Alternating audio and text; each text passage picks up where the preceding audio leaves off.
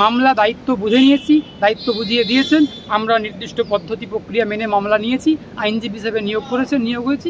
এবার আমরা আইনিভাবে এগিয়ে যাব। প্রতিদিন আজ থেকে লড়াই শুরু হয়েছে, লড়াই চলবে যতক্ষণ না পর্যন্ত প্রত্যেকে গ্রেপ্তার হচ্ছেন, যতক্ষণ না পর্যন্ত প্রত্যেকের ফাঁসির মঞ্চে ঝোলাতে পাচ্ছি, ততদিন পর্যন্ত তার আইনজীবী হিসেবে, এই জামিল উদ্দিনের পরিবারের আইনজীবী হিসেবে লড়াই চলবে। অবশ্যই বিচার পাবেন। অন্যায় যে করবেন, অন্যায়কারীকে শাস্তি পেতে হবে, বিচার পাবেন। ঠিকঠাকভাবে লড়াই করলে, রাস্তার লড়াই রাস্তাতে লড়ুক, আমরা আইনজীবীরা আইনি লড়াই আদালতে লড়বো, বিচার পাইয়ে দেবো। বিচার পাইয়ে দেওয়ার দায়িত্ব আমাদের আইনজীবীদের। আমি অ্যাডভোকেট শেখ বাবুল, আমার মতো লক্ষ লক্ষ আইনজীবী আছেন, হাজার হাজার আইনজীবী আছেন, প্রত্যেকের দায়িত্ব বিচার পাইয়ে তার মক্কেলকে বিচার পাইয়ে দেওয়া। আমার মক্কেল জামিল উদ্দিনের পরিবার, তাকে বিচার পাইয়ে দেবো, পাইয়ে যেতে আইনি লড়াই লড়বো আদালতের ভেতনার ছত্রে ছত্রে রন্ধে রন্ধে যে প্রত্যেকটা এলাকাতে RSS তার প্রশিক্ষণ কেন্দ্র গড়ে তুলেছেন, অস্ত্র প্রশিক্ষণ কেন্দ্র গড়ে তুলেছেন।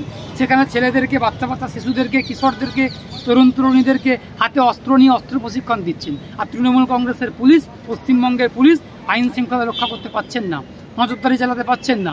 পশ্চিমবঙ্গের গোয়েন্দা বিভাগ ব্যর্থ, কিছু করতে পারছেন না। এগুলো কি হচ্ছে?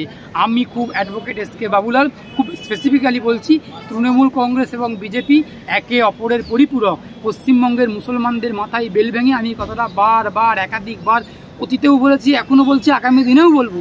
ততদিন পর্যন্ত যে দেহে প্রাণ থাকবে আমার, ততদিন পর্যন্ত বলবো, তৃণমূল এবং বিজেপি একে অপরের পরিপূরক। এই চোখে চোখ রেখে ক্যামেরার সামনে দাঁড়িয়ে বলছি, তৃণমূল এবং বিজেপি একই মুদ্রার এপিঠ আর ওপিঠ।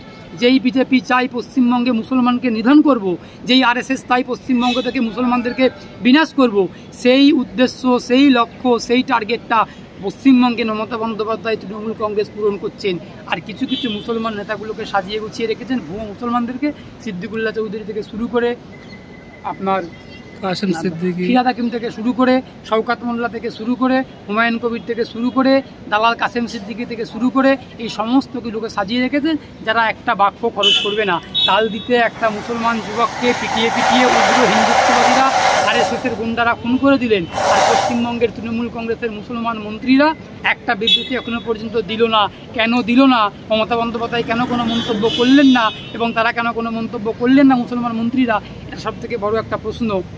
আর তালদিটা উত্তরপ্রদেশের মধ্যে পড়ে, নাকি হরিয়ানার মধ্যে পড়ে, নাকি পশ্চিমবঙ্গের মধ্যে পড়ে, এটা এখনও আপনাদেরকে প্রশ্ন করলাম। আমি তো জানি তালদিটা ক্যানিংয়ের একটা স্টেশনের নাম, ক্যানিং লোকালে যাওয়ার সময় যে তালদি সেটা স্টেশন। এবং যেটা আমি বলতে চাই সেটা হচ্ছে কিনা, ওই মৃতের পরিবার, অর্থাৎ যে জামিল উদ্দিন মারা গেছেন, ওনার মৃতের পরিবার, বাবা, স্ত্রী এবং বোন গতকালকে আমার কাছে এসেছিলেন। ওনারা ওকালতনামা দিয়ে বা সমস্ত রকম দায়িত্ব দিয়ে, ওনার ফিস দিয়ে আইনজীবী হিসেবে নিযুক্ত করে গেছেন।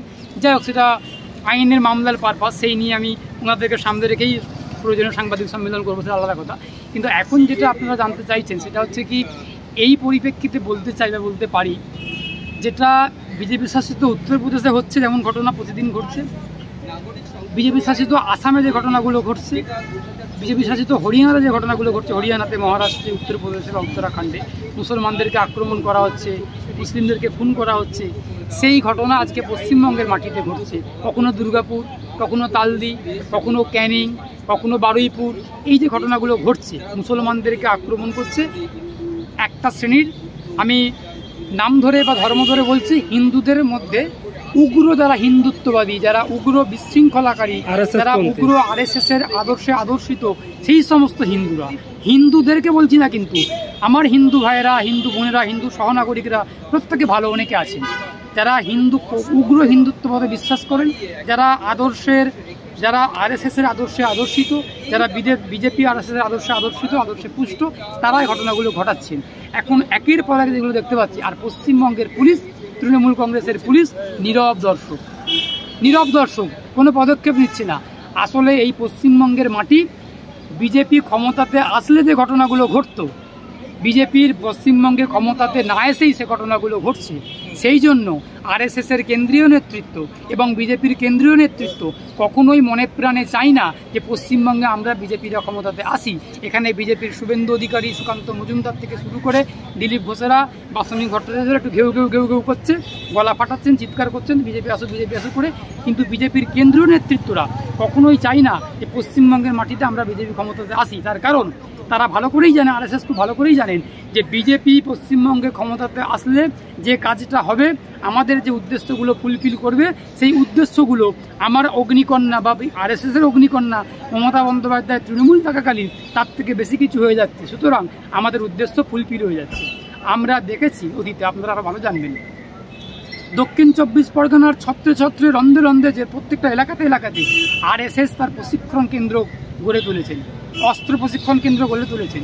সেখানে ছেলেদেরকে, বাচ্চা বাচ্চা শিশুদেরকে, কিশোরদেরকে, তরুণ তরুণীদেরকে হাতে অস্ত্র নিয়ে অস্ত্র প্রশিক্ষণ দিচ্ছেন। আর তৃণমূল কংগ্রেসের পুলিশ, পশ্চিমবঙ্গের পুলিশ আইন শৃঙ্খলা রক্ষা করতে পারছেন না, নজরদারি চালাতে পারছেন না। পশ্চিমবঙ্গের গোয়েন্দা বিভাগ ব্যর্থ, কিছু করতে পারছেন না। এগুলো কি হচ্ছে? আমি খুব অ্যাডভোকেট এস.কে. বাবুলাল খুব স্পেসিফিক্যালি বলছি, তৃণমূল কংগ্রেস এবং বিজেপি একে অপরের পরিপূরক। পশ্চিমবঙ্গের মুসলমানদের মাথায় বেল ভেঙে আমি কথাটা বারবার একাধিকবার অতীতেও বলেছি, এখনও বলছি, আগামী দিনেও বলবো। ততদিন পর্যন্ত যে দেহে প্রাণ থাকবে আমার, ততদিন পর্যন্ত বলবো, তৃণমূল এবং বিজেপি একে অপরের পরিপূরক। এই চোখে চোখ রেখে ক্যামেরার সামনে দাঁড়িয়ে বলছি, তৃণমূল এবং বিজেপি একই মুদ্রার এপিঠ আর ওপিঠ। যেই বিজেপি চাই পশ্চিমবঙ্গে মুসলমানকে নিধন করব, যেই আরএসএস তাই পশ্চিমবঙ্গ থেকে মুসলমানদেরকে বিনাশ করব, সেই উদ্দেশ্য, সেই লক্ষ্য, সেই টার্গেটটা পশ্চিমবঙ্গে মমতা বন্দ্যোপাধ্যায় তৃণমূল কংগ্রেস পূরণ করছেন। আর কিছু কিছু মুসলমান নেতাগুলোকে সাজিয়ে গুছিয়ে রেখেছেন, ভুয়ো মুসলমানদেরকে, সিদ্দিকুল্লাহ চৌধুরী থেকে শুরু করে, আপনার কাসেম সিদ্দিকী, ফিরহাদ হাকিম থেকে শুরু করে, শওকত মোল্লা থেকে শুরু করে, হুমায়ুন কবির থেকে শুরু করে, দালাল কাসেম সিদ্দিকী থেকে শুরু করে, এই সমস্ত কিছুকে সাজিয়ে রেখেছেন, যারা একটা বাক্য খরচ করবে না। তাল দিতে একটা মুসলমান যুবককে পিটিয়ে পিটিয়ে উগ্র হিন্দুত্ববাদীরা, আরএসএসের গুন্ডারা খুন করে দিলেন। আর পশ্চিমবঙ্গের তৃণমূল কংগ্রেসের মুসলমান মন্ত্রীরা একটা বিবৃতি এখনো পর্যন্ত দিল না। কেন দিল না? মমতা বন্দ্যোপাধ্যায় কেন কোনো মন্তব্য করলেন না, এবং তারা কেন কোনো মন্তব্য করলেন না মুসলমান মন্ত্রীরা? এটা সব থেকে বড় একটা প্রশ্ন। আপনি নওশাদ সিদ্দিকী কিছু বলতে গেলেই সিদ্দিকী তাকে গ্রেপ্তার করা হবে। নওশাদ সিদ্দিকী নাকি বিজেপির দালাল, কিন্তু নওশাদ সিদ্দিকী কিছু বলতে গেলেই তাকে বলছে বিজেপির দালাল, বিজেপির ভোট আদায় করার জন্য, বিজেপিকে ভোট পাইয়ে দেওয়ার জন্য এগুলো কিছু করছেন। আর নওশাদ সিদ্দিকীকে গ্রেপ্তার করা হবে, এগুলো বলে গ্রেপ্তার করা হবে। আর তৃণমূল কংগ্রেস মুসলমানদের মাথায় বেল ভেঙে ঘাড়ে বন্দুক রেখে স্বীকার করবে, ভোটের বৈতরণী পার করবে। আপনি পুলিশের উপরে অভিযোগ করছেন, কিন্তু পুলিশ তো ইতিমধ্যে 3 জনকে গ্রেপ্তার করছে, যেটা খবর পাচ্ছি। পুলিশ 3 জনকে গ্রেপ্তার করেছেন, কিন্তু ঘটনার সিসিটিভি যেটা দেখতে পেলাম, যে পুলিশ ওই ঘটনার সঙ্গে আরও অনেকে যুক্ত আছেন, একাধিকজন যুক্ত আছেন। এখনও তাদেরকে গ্রেপ্তার করতে পারলো না কেন? তাদেরকে গ্রেপ্তার করতে পারছেন না কেন? এটা সব থেকে বড় প্রশ্ন। 3 জনকে গ্রেপ্তার করেছেন, ভালো কথা, পুলিশকে সাধুবাদ জানাবো। পুলিশের কাজ পুলিশ করেছেন, আশা করছি পুলিশ আগামী দিনেও তার নির্দিষ্ট কাজ করবে। কিন্তু আমার প্রশ্ন, এই ঘটনাগুলো বারবার ঘটছে কেন? ঘটনাগুলো ঢিলছোড়া দূরত্বে বারবার ঘটছে কেন? এগুলো ঘটতে দেওয়া হচ্ছে কেন?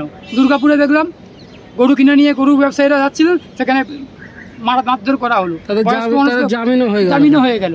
আমরা দেখলাম বারুইপুরে তাকে খুন করার চেষ্টা করা হলো অস্ত্র নিয়ে। আমরা দেখলাম বিভিন্ন জায়গাতে আবু সিদ্দিকীকে থানাতে নিয়ে গিয়ে মারা হলো। আমরা দেখলাম ডোমকড়া থানাতে নিয়ে গিয়ে মাওলানাকে পুলিশ পিটানি দিল। এই ঘটনাগুলো পশ্চিমবঙ্গের মাটিতে বারবার ঘটছে কেন? এটাই সব থেকে বড় প্রশ্ন পশ্চিমবঙ্গের পুলিশকে, পশ্চিমবঙ্গের সরকারকে। বিজেপিকে কোনো প্রশ্ন করবো না, কারণ বিজেপি বাংলায় ক্ষমতায় নেই। কেন প্রশ্ন করব? বিজেপির ভয় দেখিয়ে বিজেপি এসে যাবে, বিজেপি এসে যাবে, বিজেপি এসে যাবে। তৃণমূল কংগ্রেস, মমতা ব্যানার্জি, অভিষেক ব্যানার্জি, তৃণমূল নেতারা এই বিজেপির ভয় দেখিয়ে মুসলমানদের ভোটগুলো নিয়ে ক্ষমতায় থাকছো। আর বিজেপি ক্ষমতাতে আসলে যেগুলো করবে, তার থেকে বেশি কিছু আপনি তৃণমূল ক্ষমতায় থাকাকালীন করে দিচ্ছেন। এগুলো তো মেনে নেওয়া যায় না। মুসলমানদেরকে বলবো, আপনারা বুঝুন, আমি বেশি কিছু বলবো না। মুসলমানদেরকে বলবো, আপনারা দেখুন, বুঝুন, সিদ্ধান্তটা নিন। 26-এর ভোট, আর কয়েকদিন গেলেই, কয়েক মাস পেরোলেই ভোট, সেই ভোট আপনারা সিদ্ধান্ত। এই যে জামিলুদ্দিনের কেস আপনি নিজের হাতে নিয়েছেন, আপনাকে দেওয়া হয়েছে, কি ভাবছেন, কি কেমন লড়াই হবে? লড়াইটা খুব জোরদার হবে। আমাদেরকে গতকালকে এসেই আমাকে দায়িত্ব দিয়ে গেছেন, আইনজীবী হিসেবে নিয়োগ করে গেছেন, ওকালতনামা দিয়ে গেছেন। সেই পরিপ্রেক্ষিতে আইনজীবী হিসেবে আইনের লড়াই করব। আইনজীবী হিসেবে একজন, মানে মামলা কি অলরেডি হয়ে গেছে? কবে উঠবে কি বিষয়? এত তৈরি মামলা হয়েছে, ওরা অ্যারেস্ট হয়েছে। আমরা কয়েকটা দিন দেখবো, 2-4 দিন দেখবো, তারপর হাইকোর্টে মামলা করব। মামলা দায়িত্ব বুঝে নিয়েছি, দায়িত্ব বুঝিয়ে দিয়েছেন। আমরা নির্দিষ্ট পদ্ধতি প্রক্রিয়া মেনে মামলা নিয়েছি, আইনজীবী হিসেবে নিয়োগ করেছেন, নিয়োগ হয়েছি। এবার আমরা আইনিভাবে এগিয়ে যাব। প্রতিদিন আজ থেকে লড়াই শুরু হয়েছে, লড়াই চলবে যতক্ষণ না পর্যন্ত প্রত্যেকে গ্রেপ্তার হচ্ছেন, যতক্ষণ না পর্যন্ত প্রত্যেকের ফাঁসির মঞ্চে ঝোলাতে পাচ্ছি, ততদিন পর্যন্ত তার আইনজীবী হিসেবে, এই জামিলুদ্দিনের পরিবারের আইনজীবী হিসেবে লড়াই চলবে। আপনি তাহলে বলতে পারেন যে জামিলুদ্দিন বিচার পাবেন ইনশাআল্লাহ, নাকি? অবশ্যই বিচার পাবেন। অন্যায় যে করবেন অন্যায়কারীকে বিচার শাস্তি পেতে হবে, বিচার পাবেন। ঠিকঠাকভাবে লড়াই করলে রাস্তার লড়াই রাস্তাতে লড়ুক, আমরা আইনজীবীরা আইনি লড়াই আদালতে লড়বো, বিচার পাইয়ে দেবো। বিচার পাইয়ে দেওয়ার দায়িত্ব আমাদের আইনজীবীদের। আমি অ্যাডভোকেট শেখ বাবুলা, আমার মতো লক্ষ লক্ষ আইনজীবী আছেন, হাজার হাজার আইনজীবী আছেন, প্রত্যেকের দায়িত্ব বিচার পাইয়ে তার মক্কেলকে বিচার পাইয়ে দেওয়া। আমার মক্কেল জামিল উদ্দিনের পরিবার, তাকে বিচার পাইয়ে দেবো, পাইয়ে যেতে আইনি লড়াই লড়বো আদালতের ভেতরে। এক্ষেত্রে আমরা দেখতে পাই যে এই ধরনের মামলা অনেকবার দ্বিতীয়বার মানে কি বলে পোস্টমর্টম করা হয়, সেক্ষেত্রে কোনো ফলাফল পাওয়া যায় না, মামলাটা চাপা পড়ে যায়। গতকালকেই মামলাটা আইনি প্রক্রিয়া মেনে ওকালতনামা নিয়ে মামলাটা আমাকে দিয়ে গেছে। মামলাটা আজ থেকে লড়াই শুরু করেছি। এখন মামলার বেশি বিশ্বততা আপনাকে বলবো না, কারণ সব খোলাখুলি বলা উচিত না, এটা মামলার তদন্তকে প্রভাবিত করতে পারে। এইগুলো আগামী দিনে অবশ্যই পরিবারের স্ত্রীকে বাবাকে সঙ্গে নিয়ে আমি সাংবাদিক সম্মেলন অবশ্যই করবো, তখন জানিয়ে দেবো পরিষ্কারভাবে কী কী হচ্ছে, মামলার গতি প্রকৃতি কী আমরা নজর রাখছি, এবং মামলাটা মামলার মতো করে আইনিভাবে লড়াই করছি। Thank you.